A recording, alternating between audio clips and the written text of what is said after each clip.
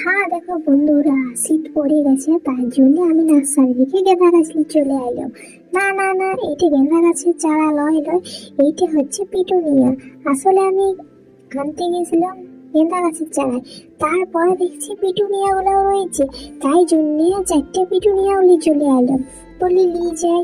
আর পিটুনিয়ায় তো গাদা রকমের রং আছে, এখন কি কালারের ফুল ফুটবে সেটা আমি জানি না। দেখো উপরে দেখো দিয়ে দিলাম, কত রকমের ফুল হয় বলো। হ্যাঁ, তাই জন্য আমি কিন্তু নিয়ে চলে এলাম। আর আমার কাছে কিন্তু অত টব ফব নাই, এত টব কিনতে গেলে আমি ফকির হয়ে যাব।